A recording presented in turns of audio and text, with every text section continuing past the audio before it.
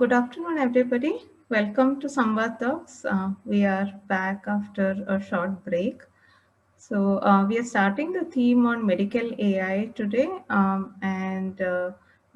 Today we have Dr. Viswanath Gopalakrishnan giving the first talk in the series. Professor Srikanth is going to be chairing the session. Professor Srikanth, as many of you know already, he is the coordinator and head of the eHealth Research Center at IIIT Bangalore. And he is quite an authority to any work done in the health informatics and related topics. So without much ado, I will pass on the baton to the next speaker. So before that, a little bit of housekeeping. We will take questions on chat, and and later on, you could also unmute and ask questions at the end of the talk. For now, I will pass on the stage to Professor Srinivasa, who is the Dean R&D at IIIT Bangalore. He is going to make a brief announcement regarding Samvaad-Talks. Thank you. Enjoy the talk. Thank you, Professor Jaya, and good afternoon, everyone, for joining us back in this Samvad series of talks after a short break. It gives me immense pleasure to welcome Professor Nikhil Krishnan on board. He has kindly agreed to coordinate the Samvad activities going forward. Professor Jaya will be there for some more time, for about a month or so, to do a smooth handover. I'd just like to give a brief history of how the Samvad series started. We started off in 2017 when I took over as the Dean R&D. So we started off by, many of us felt that we should have a mechanism where faculty members should start discussing the research. Because we mostly meet only for administrative issues, but we hardly get to talk about our research, right? So we started off having a small series of talks in the boardroom initially. Later on, this started developing traction, and the next year we formally gave it a brand name called Samvad, and we started off in R103 in the Ramanujam blog. So every week we used to have a talk, and all the faculty members were expected to give a talk and so on. Later on, Professor Jaya took over and brought in several pioneering reforms to the Samvad series. Some of the things she has brought on board has been to organize Samvad in the form of thematic segments, right? So now we are starting with the theme on medical AI. Right, so we can organize these talks on Samvad. Next, she brought about live streaming of these Samvad talks on YouTube. It also helped that around the same time, COVID pandemic had come in, and we had to go online, and the live streaming really helped a lot. And in association with our outreach team, especially Swati, Samvad has now become a brand name associated with IIITB and on YouTube, and it has a pretty large fan following. A lot of people on YouTube look up our Samvad talks. Many of us have got mails and responses and even requests from potential students wanting to join our research programs and so on. Right? So Professor Jaya's pioneering efforts has created a lot of traction and improved upon our impact of Samvad. And created this as a veritable platform coming from IIITB. So at this outset, let me also thank Professor Jaya for bringing about these pioneering changes and taking IIITB's brand through the Samvad vehicle to the next level. And I'm very sure Professor Nikhil will take this baton and move it furthermore, and help create a vibrant research culture at IIITB. So thank you once again. And over to you. So maybe I think I should pass it on to Professor Srikanth. Thank you, Professor Srinath, and thank you, Professor Jaya, for the introduction. Very happy to be here and very happy to be moderating this session on first in the series on the theme of medical AI. AI applications in the whole medical area is seen as probably one of the next big jumps forward in the way medical data is looked at and helping doctors with diagnosis, decision support, and so on. So it's very good that we have the special interest group at IIIT focusing on vision, language, and speech analytics is organizing this series of talks. This is being coordinated by Professor Neelam Sinha. And the first of the talks, as we said, will be today. It's going to be on, the topic is medical image segmentation using self-supervision learning. The speaker is Professor Viswanath Gopalakrishnan. To a brief introduction, Dr. Viswanath Gopalakrishnan finished his B.Tech from National Institute of Technology, Calicut, and received his Ph.D. from the School of Computer Engineering, Nanyang Technological University, Singapore in 2011. His PhD topic was focused on building computational models for identifying salient regions in images and videos. He worked with Samsung Research Institute, Bangalore from 2011 to 19 on various topics of interest in the area of computer vision and machine learning. He's been a faculty at IIIT since Jan 2020. His current research areas are in vision and language multimodal fusion, self-supervision, and few short learning techniques for image and video segmentation. We look forward to a very interesting talk, and I'd like to invite Professor Vishwanath to start his talk now. Thank you, Professor Srikanth, and a very good afternoon to everyone. So as the topic title goes, I'm going to do a brief talk on medical image segmentation, especially using the techniques from self-supervision learning. So without any further delay, we can see the agenda for today's talk. So we will first see a little bit of details on different methodologies of learning, as in episodic learning, self-supervision learning, and how a combination of self-supervision and episodic learning does play a role in medical image segmentation. And further in this talk, I will introduce you to learning-based techniques where we will learn to segment superpixels, and how in our work we have used superpixel learning along with self-supervision episodic learning for a better quality image segmentation. And also I will discuss our future work on contrastive learning, again in the context of medical image segmentation. So let's first start discuss about the segmentation problem in medical images. So as all of you will be aware, segmentation is about labeling a pixel to any of the predefined labels that we would like it to be identified with. So in medical image especially, the accurate segmentation of internal body organs or tissues or lesions is of great value for any kind of diagnosis or treatment. Unlike the natural image segmentation problem, in medical image segmentation, it's not like we have learned to segment a particular organ and we are done with that. There is a continuously evolving need because every time we are finding new kinds of pathogens and new lesions, tumors keep coming. So the need, the type of the nature of segments keep on changing, and the need of segmenting newer and newer type of categories of segments keeps coming. So here the difference again from natural images is that to provide a label to segmentation problem, that means to provide a ground truth of a particular organ or a particular tumor, we need subject matter expertise.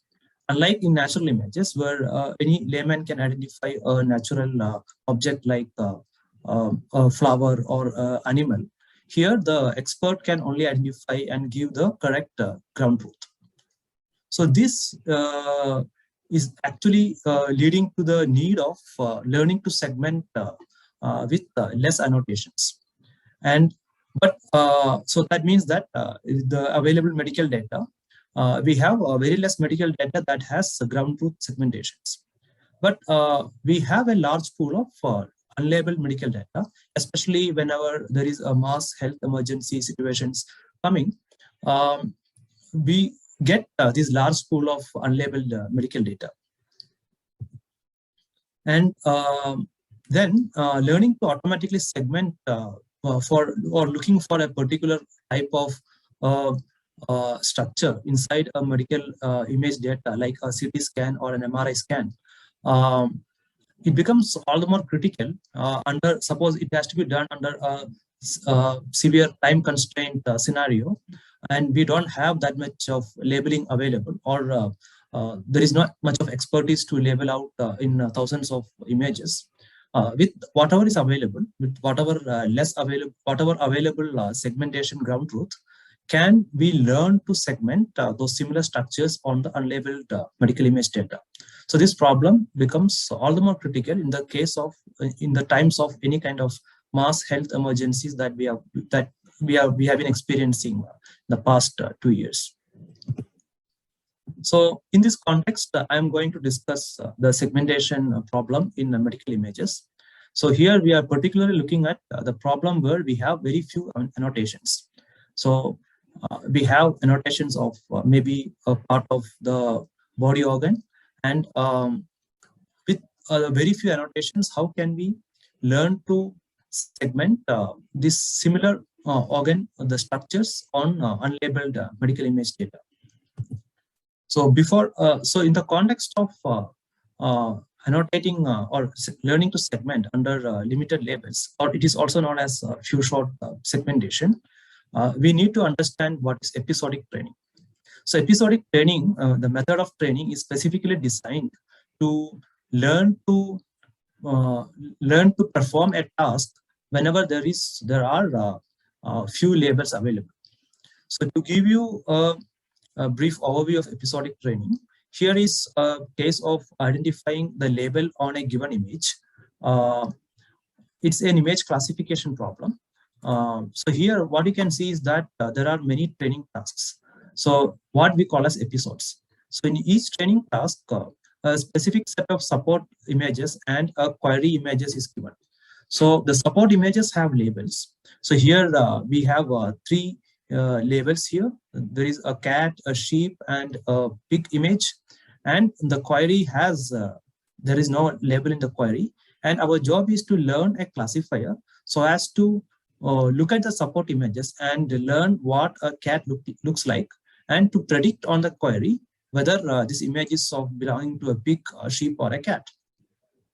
So this kind of training is called episodic because at every training iteration, we change the label set.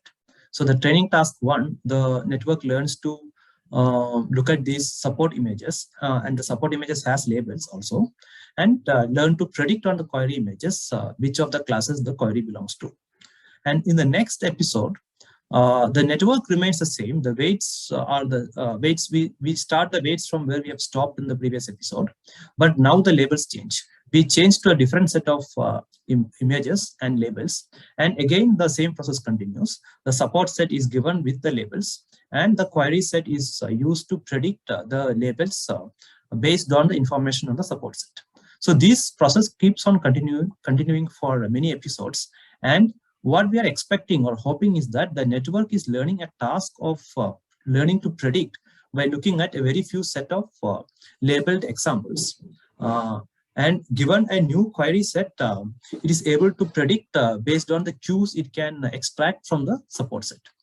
Now, the way we are testing in such an episodic training is unlike the traditional way we would have trained a classifier, where the training and test time we use the same class labels. Here, during the training time itself, across episodes we have different sets of labels, and in the test time again we have a totally new set of labels, which is on which we are predicting the classes of the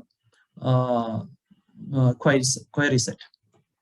So this is in brief the context of episodic training, and this, though I have explained it from the context of natural images, this could be directly applied again to the medical image database.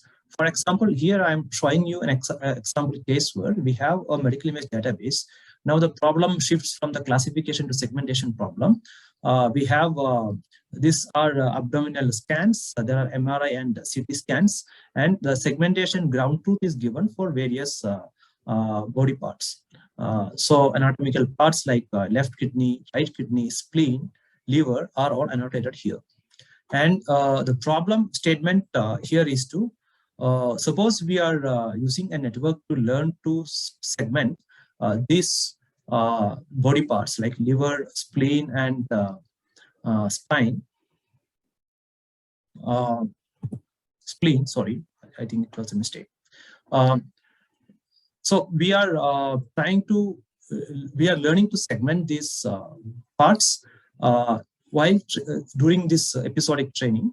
And the test time, using the same information that the network has learned, the parts, a new set of parts like heart and kidney will be learned to segment. So we are verifying whether the network has generalized enough to learn to segment on unseen or unlearned parts through changing the labels from training to test. So it should be noted that the labels during training and test time are not the same. So this is possible only when during test time we are also given a ground truth for the heart, but again or kidney for that matter. Again, those numbers are quite less in number size. So to give you a brief idea about how the episodic training proceeds, given a support image and support label here, suppose I'm showing you an abdominal scan here and a segmentation, maybe say it's a left kidney segmentation, and given a query image. So in the query label, I know the label of the left kidney in the query image, and that's what is shown here. So there are two branches in the entire training process. One is called as query branch and other is called as the support branch. The query branch basically processes the query image and finds a representation of query image here at the output of the query branch, while the support branch takes both the support image as well as a support label and finds a representation, or I can say a prototype of the segment region here, which is used to probe the query representation so as to achieve a segmentation output like this.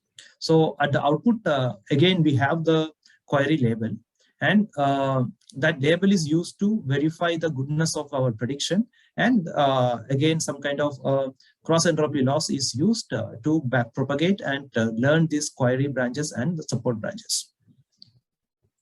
So for example, if you use liver, in one episode, we will be training with query images, support images, and support label for the liver part. And the query image also will be, there will be a ground truth label for liver here, which we are trying to approximate using the information from the support image and the support label. And this process continues in episodes. In the next training task, we might take another organ like spleen and do the same process. And eventually, once we have all these labels seen many times, what we hope is that the query branch and the support branch learns to produce those representations that are generic enough so that whenever we are testing with a new set of organs, they generalize good enough to predict the segmentation of say heart or kidney just by using one or a few examples from the support image of the heart and the support label of heart. So that's the expectation in episodic training.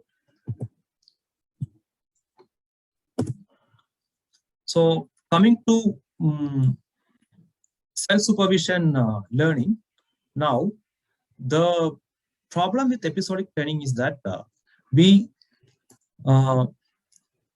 do not have too much of examples in many scenarios, right, of labeled examples. We are talking about a few labeled examples available during the episodic training, but we have a large bunch of unlabeled data. So self-supervision training techniques are designed from the point of view that how can we make use of this large bunch of unlabeled data and define some kind of pretext task or dummy tasks on this unlabeled data so as to learn good representations of this data. So the main motivation of self-supervision learning is make use of the unlabeled data and learn image representations with the dummy and pretext tasks. So in episodic learning, we have seen that we have ran through many episodes. but we may run into a problem of less label availability. But we have, in fact, a lot of unlabeled data. So how do we define dummy tasks on this unlabeled data? Nobody is there to give us the labels of the tasks that we actually want to solve. But we can automatically create dummy tasks. And in that process, the network can learn to represent the image in a much better way. So a lot of work has happened in recent years on self-supervision learning. And the next few slides, I will take you through some of the recent attempts, especially from the RGB image point of view, how people have tried to learn in a self-supervised manner on RGB images. And then we will again come back to the medical image scenario, and then we will see how some of these techniques have been reapplied on the medical image context as well. So one of the way people have tried to do self-supervision learning is using image super resolution. So the training data here is that we start from a high resolution image and do a blind resizing of these images. So this is possible. You can just go and take any high resolution image from the internet and just do a blind resizing. Now we have two versions. One is a high resolution and a resized version of the high resolution image.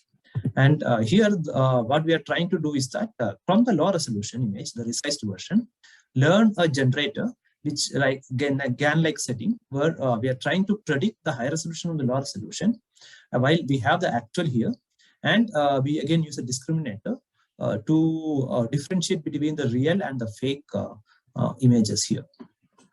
So these settings are very typical to GANs. So the generator here that takes a low resolution image and outputs a high resolution image in a fully convolutional network. And the binary classification discriminator classifies into 0 and 1. Now, in this process, what we are hoping is that the generator and the discriminator is going to learn the semantic features in such a way that it will be useful in the many of the downstream tasks. And the advantage is here that we are not limited by the labels, right? So we can take any high resolution image and learn to resize. So we can take any high resolution image from the internet and resize it, and again use this framework to learn the network. So the availability of unlabeled data is so huge that this process becomes much more label independent and scalable to the training data. Now, another method is cross-channel prediction. So here, from an input image, we separate the grayscale and the color channels, and the objective is to predict from the grayscale the color channel. So we are hoping that the network will try to see the content here and learn to predict the color looking at the content. And here, the opposite is assumed. Looking at the color, can the network, how much the network can predict the content. So from the color channel, the prediction of gray channel is also taken. And then both are combined to get the final image back. And then it is learned in, the loss is computed, and we are hoping that the two networks that we are going to learn are going to produce features that are generic enough for any other downstream tasks. So again, here there is no supervision required.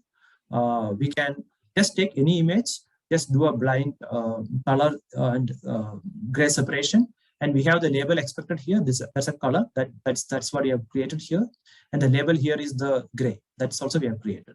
So without any manual supervision, the pretext tasks or the dummy tasks could be created here, and the vast the database of images could be used to learn these networks. The similar strategy can be used to predict depth from color and color from depth. So that's self-supervision learning using cross-channel prediction. Another very straightforward method to do a self-supervision learning is to predict the rotation. So given an image, one can do rotation into a number of fixed set of rotations here.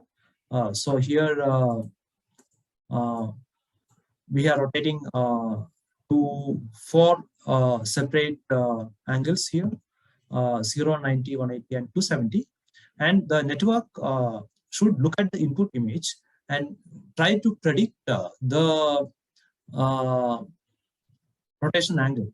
So it's more like trying to classify it into 4 different classes, right? So here the rotation is done on the same image, and the network is also learned with shared parameters.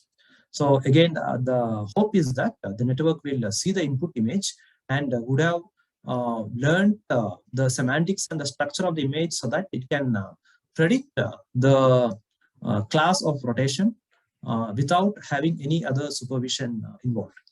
So again, this is scalable, and this could be, all the unlabeled images could be used here to make the network learn in a self-supervised way and predict the rotation in this manner. And remember, whenever we are deploying these such learned networks into our further downstream tasks, we throw away this part. The last part will be thrown away, which is the actual the pretext task or the dummy task, and the network that has learned to produce features will be taken and again used for the further fine-tuning. So going ahead, there are a couple of more interesting self-supervision based learning techniques. One is about predicting the relative position. So suppose we are given an image here, we can randomly select a set of patches in a particular order here, and for a center patch, we are selecting a random patch from the neighborhood. Here it's an 8 neighborhood, and given the center and the patch from the neighborhood, the objective is to predict the index of the neighborhood patch. So here, for example, a crop from the cat's face is taken, and another crop from the cat's this ear is taken, and the objective is to predict the number 3, because this comes as third number, right? So similarly, different images will be given, and one can always go with a random patch, and one can once the center patch is chosen, the surrounding patches could be automatically chosen, and then any combinations could be used to predict the labels. So again, the labels are created automatically. So what self-supervision learning and unlabeled unsupervised learning, what differentiate is the label part here. Self-supervision learning still uses label, but these labels are created from the dummy tasks, and the network learns to predict this dummy task here. So the second patch is sampled again, and also to avoid learning to predict some kind of memorization, we can use additional noise here. We can add gaps between patches, add small jitters, or we can randomly downsample or upsample these patches, and the network can be used to learn to predict. So here I'm showing a network here, which is used to predict between given 2 patches. They go through a series of convolutional networks here, and finally they produce the features, and these features are combined on a fully connected layer, and a couple of layers after the index of the patch is predicted. So here we are expecting to give this patch and this patch, and to get an index of 1 here. So the assumption is that whenever it is seeing 2 patches together, it is learning the features in a generic sense that once it gets to the fully convolutional network here, the network will understand the semantic correlation between these patches, the spatial correlation between these patches, and then the index is rightly predicted. So again, this could be used with any image without any manual intervention from any annotator. So taking it a step further ahead, if the image has similar 9 patches, we can actually solve a jigsaw puzzle. That means the image patches will be numbered again from 1 to 9 here. And once we have the patches obtained, just shuffle the patches randomly and take each patch through a network. And all this network will have shared weights. And the idea is that once you take these patches to the network, predict the position of these patches from the output point. So again, here we have 9 patches here, and what we are expecting to predict is once it is shuffled, there is a shuffled index. So what is the shuffled index coming from each output point? That is what we are expecting to predict here. So the data flow is separated till the fully controlled layers. But once you reach the fully controlled layer, the context is handled, right? So the fully controlled layer will look at all the input patch representations coming, and then it will try to predict the index. That means it's trying to recreate the jigsaw puzzle, right? It's trying to understand, oh, this has come from the index 1 and this has come from the index 3. So basically, just like a human would have used the semantic understanding of a car to recreate a jigsaw puzzle of the car, the network will try to recreate the puzzle here. And at the same time, the hope is that the network features learned in this with the shared weights are generic enough or stable enough such that the semantic understanding is woven into this network layers. Okay. So one danger again is memorization of the patch index. So to prevent the mapping of the appearance to an absolute position prediction, one can do multiple jigsaw puzzles on the same image, and it can be fed repeatedly so that it does not memorize a fixed position given a input image. So these are some general techniques of self-supervision learning. Now we are coming back to the medical image context. So in the medical image context, one of the some works that have recently come up has tried to capitalize on the recent advancements in the RGB images for self-supervision learning and applied it on medical images. So as we have been discussing the medical images, we use episodic training, and on top of that, how is self-supervision helping? So let's just stop for a moment and take a look at what is self-supervision learning and what is episodic learning and how they can complement each other.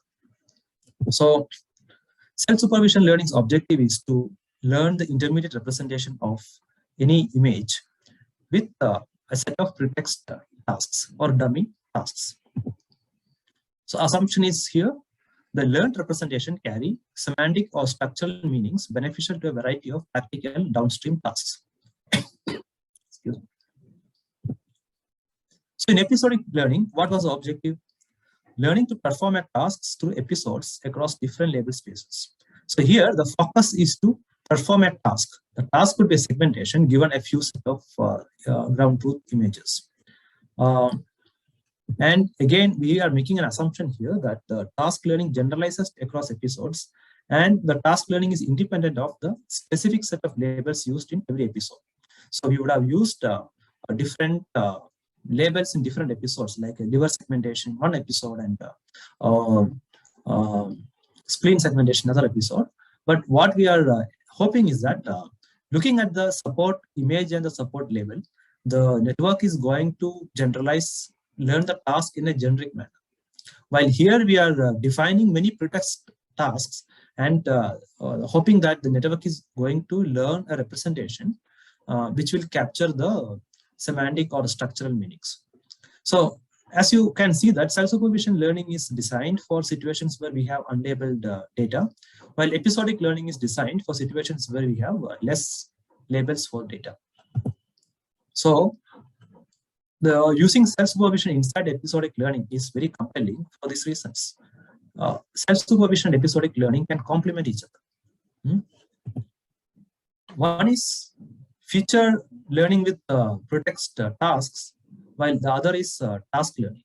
So here we are doing a feature learning with dummy tasks, while here we are doing a task learning with less labels. So it could be a situation, especially like in medical image data, we have large unlabeled data, and with we have very few labels on some data.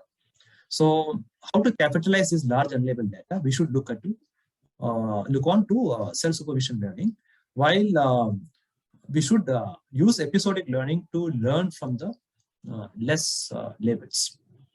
So that's what the next work I'm going to describe, which has come in a very couple of years back. How do we use self-supervision on superpixels to learn better features from medical images? So superpixels, as you may be aware, are bigger regions where there is some kind of homogeneity on pixel representation. So what I'm going to show is a network architecture where we have an unlabeled medical image here. It's an abdominal scan, and we are going to generate superpixels from this MRI scan. So once I generate superpixels, so this does not require any supervision. There are superpixel generation algorithms like SLIC or graph-based algorithms, which could be used, and they are kind of blind to the content. They will go with generic rules of homogeneity of regions and divide these regions to certain labels. So all these similarly colored regions are having what we call as pseudo-labels. So this is not a label that is given by annotator. So we call this as pseudo-labels. So we have many superpixels here. And now the important part here is that we treat this one of the superpixel as a real segmentation obtained from an annotator. So for example, I take one superpixel and say that believe that that's a segmentation available to me. Now, if that's a segmentation available, that is what I call as Y. I can apply certain intensity or geometric transformation to the unlabeled image. And the same thing could be applied on the labeled image as well, right? So what happens here is that the unlabeled image with the superpixel label, so this is the combination. This becomes my support set. I have the label superpixel. I know that I'm expecting a segmentation like this here. There is some kind of homogeneity, so superpixel is there. And once I do the transformation on this image, that means the intensity and geometric transformation, the image looks like this. And because I know what kind of transformation I have done here, I can apply the same transformation and get a transformed pseudo label here. Now, this will not be used directly. I'm looking at all these three. So the expectation is that I'm trying to learn a network which will predict this.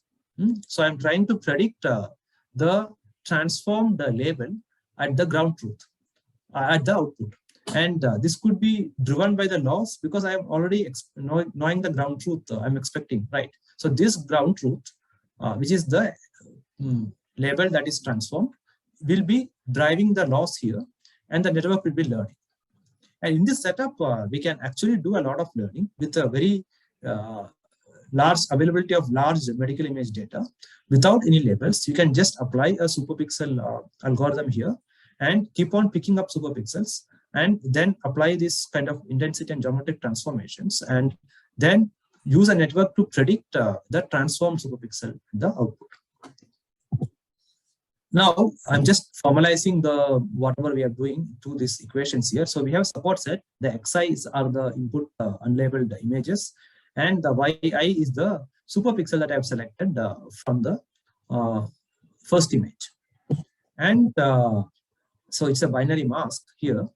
And the query is coming after transforming the input xi through a series, through some intensity. This is the intensity transformation and the geometric transformation.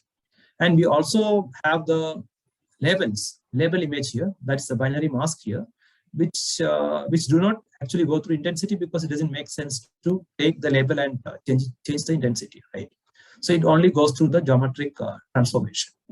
So we have set up the support and query here, and the first three are used to learn to predict the ground truth here. So this is the ground truth, and it is learned with loss cross entropy based back propagation like this. So the loss is a segmentation loss that we define. So it's a standard cross entropy loss here, where log of the predicted segmentation is used here, and this is the expected output from the transformed binary mask here. So this is the way self-supervision is used with superpixels. And now our objective is not just stop with self-supervision, but to use this in the episodic training task. So again, to give you the episodic training part here, I'm just bringing back the points we have discussed in the first slide. We'll have databases where we have the many scans. It could be MRI or a CT. The organs could be abdominal or heart or lungs, and there could be various ground truth areas that could be described as, say, left kidney, right kidney, spleen, liver, and all. And now episodic training divides the categories into training and testing, and inside the training we run different episodes. So here we are going to run with actual ground truths, but before doing this, we are doing a self-supervision so that we learn this network which can produce meaningful features. So the meaningful features are the features that are domain specific to the medical image set. So taking you to the final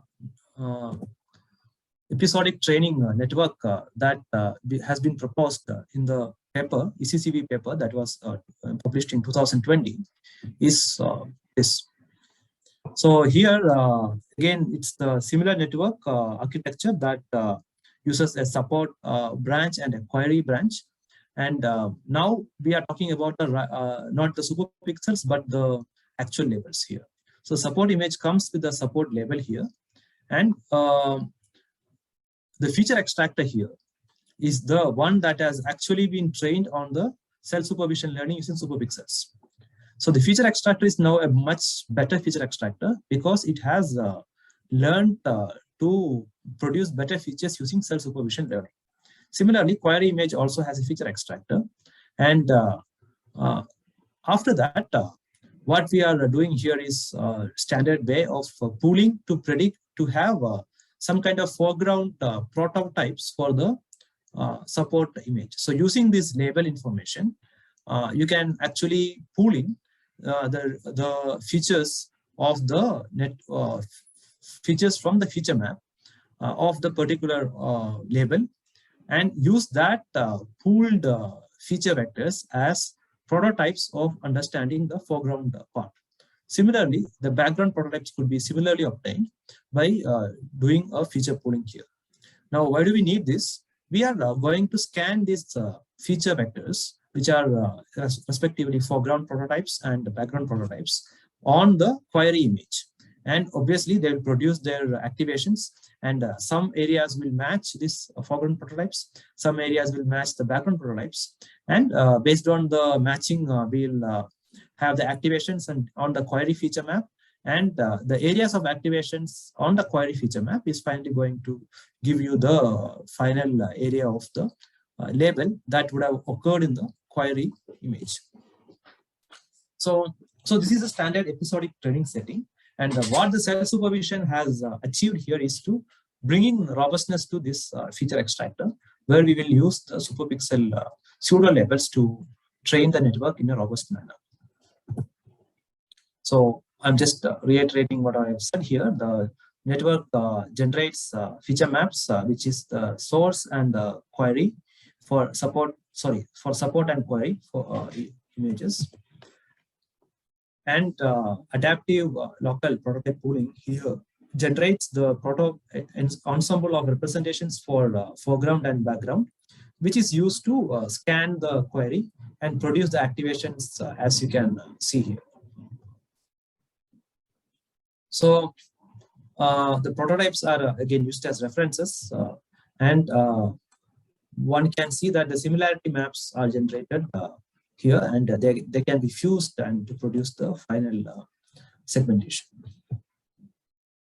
Yeah, so we have seen a method where how self-supervision learning could be weaved into the episodic training setting, and which could be used for efficient learning of medical image segmentation.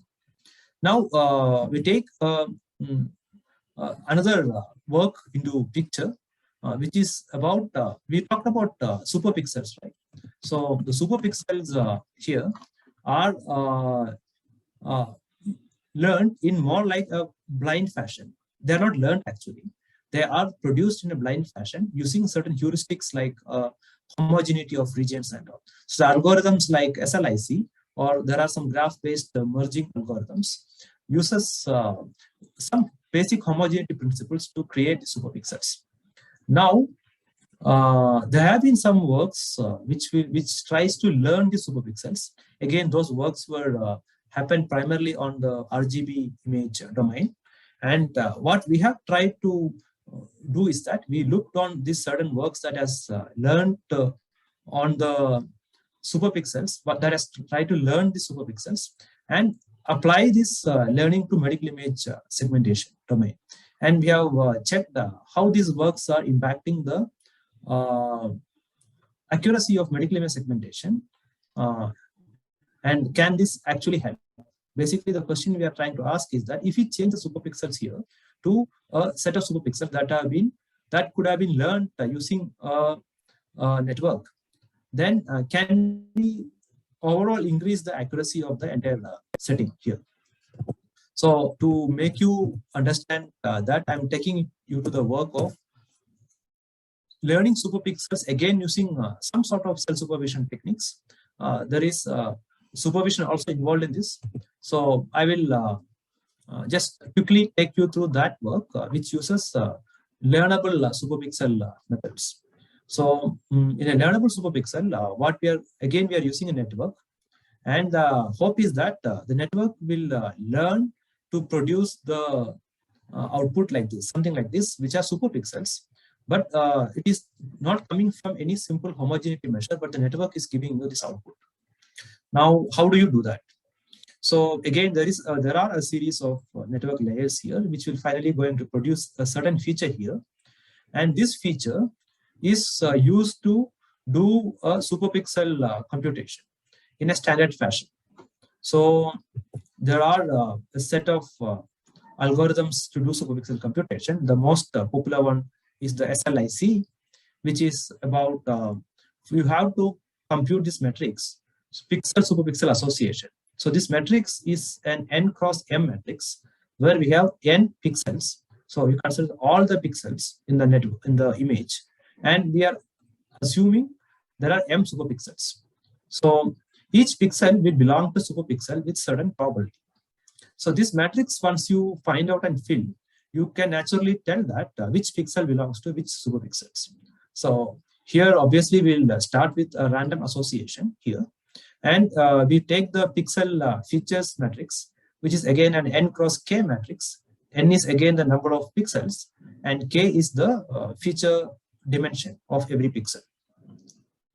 And we have another matrix, which is S, m cross k, which is m is the number of superpixels, and k is the feature dimension of each superpixel. So this matrix, every row holds the superpixels representation. And here every row holds the pixel representation. Here every row holds whether a pixel belongs to any of the m superpixels with what probability. So we have three matrices here. And then we run through iterations here. So in every iteration, what we are trying to do is that we are trying to fill up this matrix Q. So the pixel superpixel association matrix. So QT is the matrix that we have approximated at time t. And what we are trying to do here is that we have an understanding of a pixel feature here, and we have an understanding of superpixel feature at time t-1. So superpixel representation. So each superpixel will have a mean representation, and a pixel has a representation already. That does not change during iteration. Now, we are just trying to see how close they are. And if they are quite close, we want to give a good probability of pixel-superpixel association here. And once you fill up this matrix at say time t, now you change the superpixel centers. So this is very similar to K-means algorithm. So at time equal to t, you fill up this matrix, and now your understanding of pixel-superpixel association changes. And based on this, the pixel features are taken, and the probability of a particular pixel belonging to the ith superpixel. So here I am finding the representation of ith superpixel center. So the probability of a pixel feature, a pixel belonging to ith superpixel, is given by this entry. And that is a weighted addition of the pixel features are taken across all the pixels to get the ith superpixel center. And again, we normalize the matrix. So this is iterated number of times, and eventually this will converge, and we stop the iteration. We can even compute hard association. We just have to pick the pixel with the maximum probability. Then that pixel will get that superpixel's association. But important thing here is that we don't want hard association, because we want something like this so that we can plug it onto a loss function. This is a differentiable loss function. So we will define the loss function later, but we have moved away from the hard associations that we would have typically taken from a K-means to a soft association that we would have taken during a soft K-means here, with the aim to differentiate this in the context of finding a differentiable loss as an output to the network. So we have just defined a way to do a soft association here. Now, how do we define a loss and plugin? So again, there is no superpixel labels is not provided to us, right? But we might be having some kind of a labeling for some specific tasks, which would be, say, a semantic labeling is there. So the pixel, suppose we have an image where there is a semantic labeling given. Again, there are n pixels here for an image, and we have L labels. So each pixel could potentially belong to any of these L labels, and that's what a pixel semantic labeling means. So R is about the semantic labeling, which is the ground truth for any kind of task.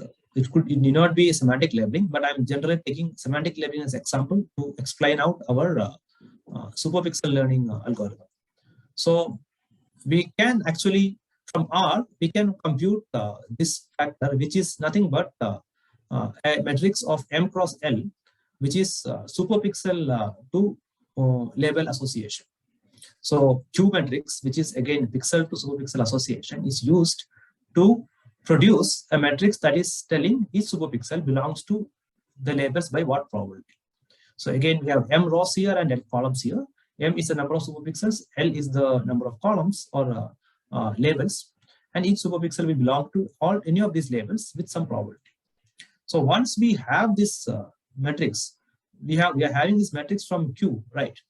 And we can actually reconstruct back R star, which is again the pixel to label association from our understanding of Q. So Q is again used on top of this. So it's an M cross L matrix, and Q is what? N cross. So here N cross M matrix, right?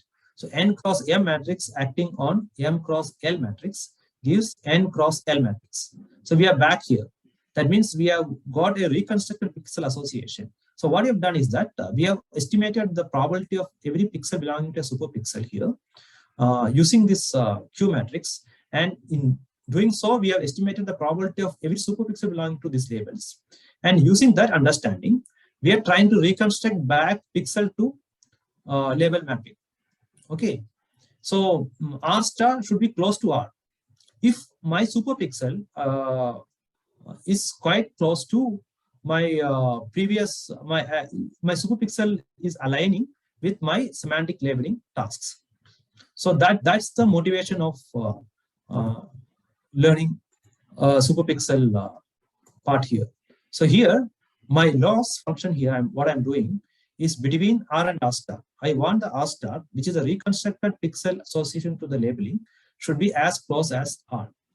And again, this could be done because Q is not a hard matrix, but it is a soft function, which is differentiable, right? So we can use this inside a differentiable loss function. Standard ways of doing it in PyTorch, using the compute graphs and compute and propagate the loss in a backward fashion and learn these features. So eventually, what is happening here? I am learning the features of the network in such a way that the features produces me the superpixels that are aligned with my final task in hand. And we have picked up for this work, and we have used a similar network to train on the medical image data. So there, again, we are having superpixel learned using the semantic labeling that we have had for, say, liver or kidney and all. And it has produced superpixels that is aligned with the semantic labeling. And further, so in this slide, I will show you the quality-wise how we have achieved better results when we have used differentiable superpixels, which is the method I've explained in the previous slide, onto self-supervision learning framework. So there are three things coming here now: differentiable superpixels that we have used, which are aligned with the few short labels that we are having. And on top of that, self-supervision is used to improve the feature representation. And further, this entire thing is trained in an episodic setting. So our work is about training the self-superpixel learning method. For the medical image database, we have used chaos abdominal MRI dataset for learning superpixels for the specific dataset. And the learned superpixels has the domain knowledge ingrained into them because we have used the labels that could be guiding the formation of these superpixels. And these superpixels are used again in a self-supervision learning setting. So there we don't need labeled images. We can use as many unlabeled images as possible to learn the feature extractor. And after that, we come back to the episodic setting and use the episodes to learn the abdominal organ segmentation. So the results that we have obtained, we are comparing with the previous work, which is the ECCV paper. So they have used graph-based superpixel methods, which are what I was describing in the previous slide, which are standard way of a blind way of superpixel method. While when we plug in the learnable superpixel method, using with the medical image database, we did observe a jump in accuracy with the dice score and precision and recall.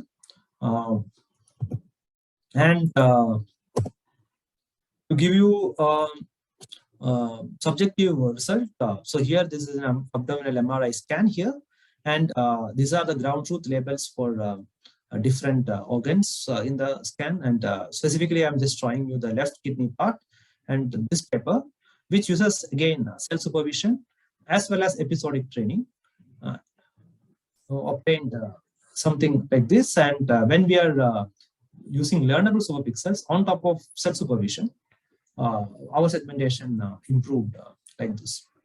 So the numbers also showcase similar results, and that was the past work we have done. So I will briefly explain I will take another 5 minutes and explain the current work, which is about contrastive learning, current and future work. So Contrastive learning is another variant of self-supervision learning, which uses what we call as a contrastive loss, which looks like this. So here, there is a notion of similarity and dissimilarity on unlabeled samples introduced. For example, if I have an image, I take the same image and take it through different transformations, say G1, or I could crop the same image, I could do some kind of rotation. So basically, I'm doing some kind of image transformation, but I know that that's the same image. So my Z tilde and Z hat are representation of same image. So I'm expecting these representations to be closer compared to the other images. So the loss I'm using here is that the numerator will have the similarity measure for Z hat and Z tilde, which should be quite large. And the denominator, I will use other images which are not same. So whenever I am using the other images, the similarity measure should be less, and I'm using same image. Even if I'm doing some kind of transformation, semantically, if you can make out, as a human, if we can make out what is the content, the network should also learn that semantic representation of the content. That's the underlying assumption here. So we are contrasting this with similarity and dissimilarity understandings. So how this is again a topic of large interest in the recent years, and we have seen recent works that uses this contrastive learning has been applied to medical image data, and specifically how do we make use of the understanding of medical image data domain as such to bring this work. So the last year Nurip's paper discussed specifically how do you use volumetric medical image data with the domain knowledge, and how do you define contrastive loss here. So we have a lot of freedom to define here, right? Because we have a certain prior information about the data, whether the data should be similar in some settings or not. And with that freedom given, whenever we are designing the contrastive loss, we can apply our prior domain knowledge to define the loss the way we want. The transformations could be picked the way we want. The similarities, the notions of similarities and dissimilarities also could be very domain dependent. So in medical image, what the authors have used recently was a global contrastive loss. So you know that the medical MRI scans, for that matter, they have the slices. It's a volumetric data, and it comes through a set of slices. So what the authors have used here is the slice. They have done a splitting of the slices, and they conjectured that two different images, the slices from the similar areas, should be lying similar. So the network should learn to predict, basically learn to make this and this green region similar, though it is coming from two different scans, and this region similar, though they are coming from two different scans of, say, same region, abdomen or heart or lungs or something like that. And so across the volume, they are applying the notions of global similarity and dissimilarity.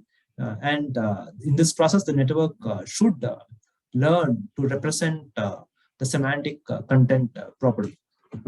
So that's about global contrastive loss.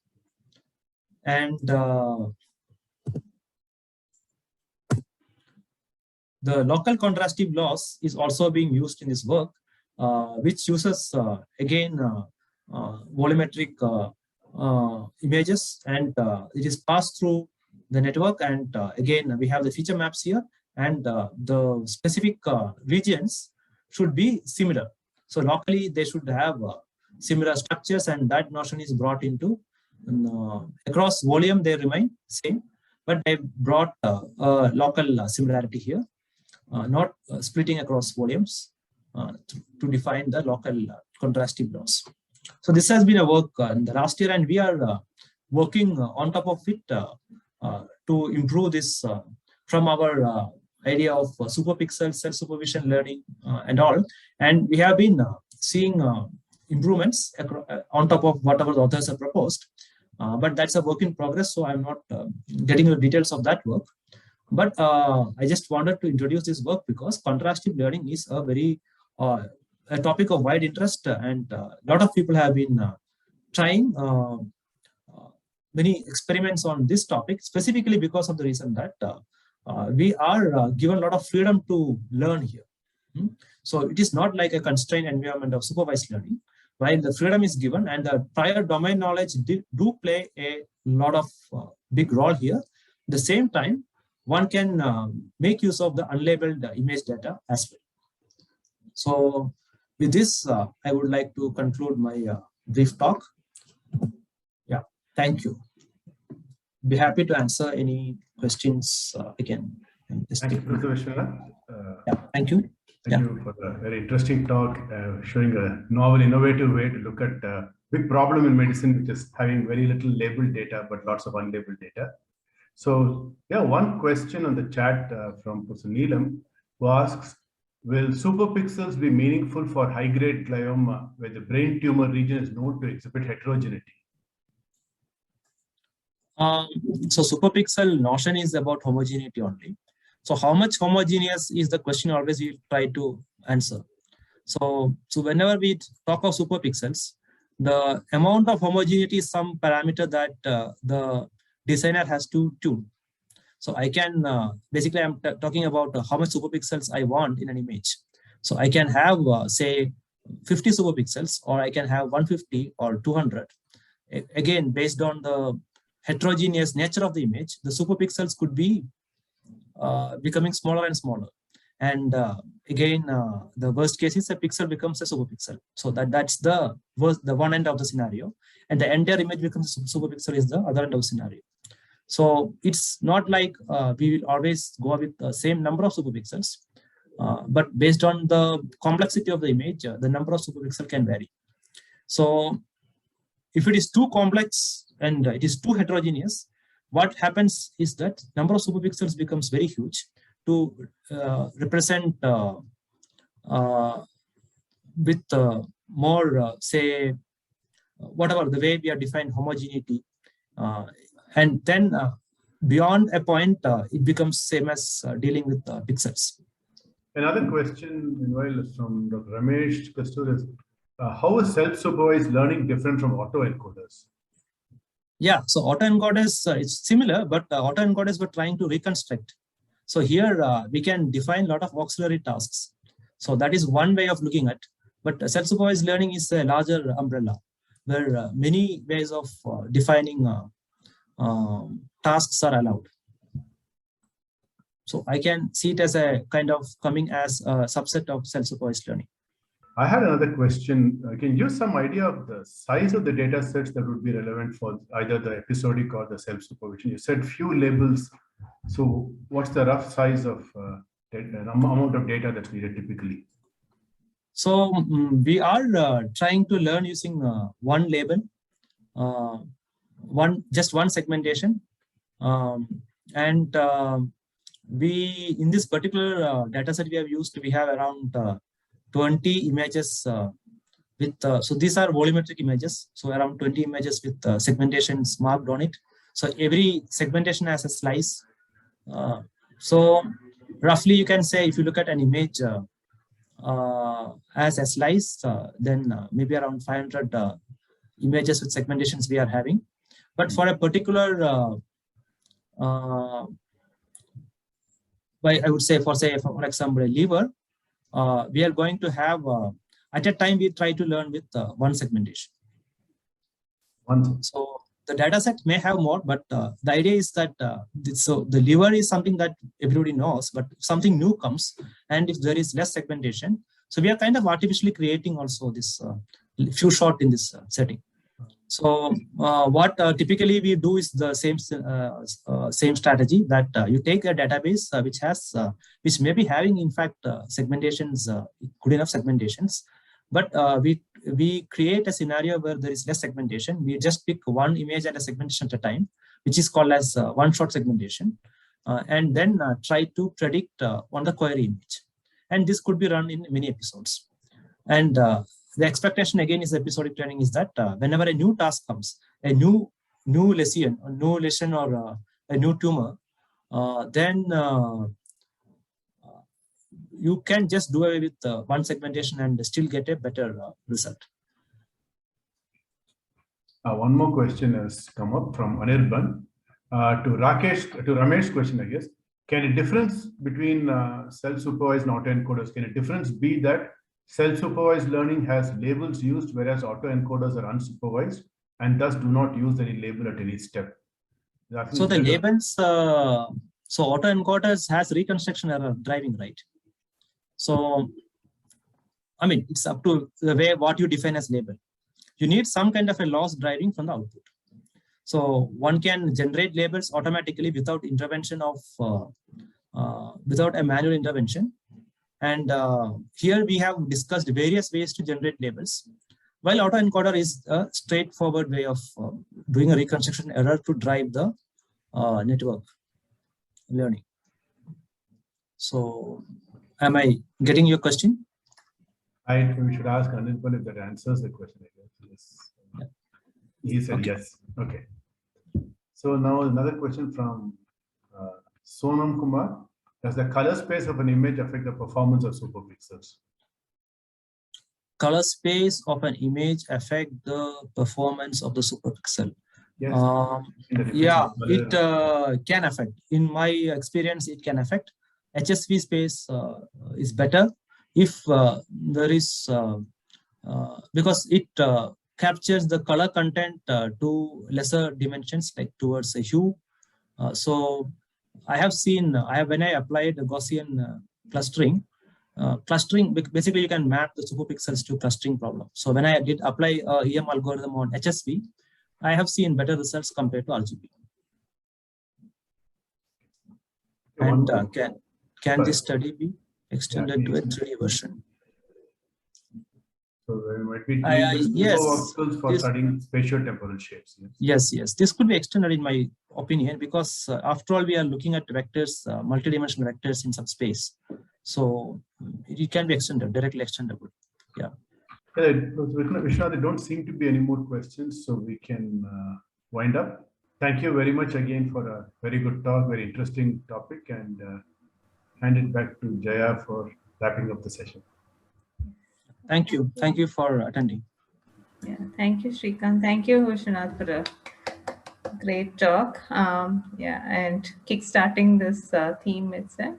So thank you, everybody, for attending today's talk. Stay tuned for this theme. In the next week, we will have a talk by Professor Anupa Gupta from IIIT Delhi. This is a guest talk, and this is on AI in blood cancer imaging. So till the next, have a good time. See you. Bye. We'll close the session. Thank you. Thank you.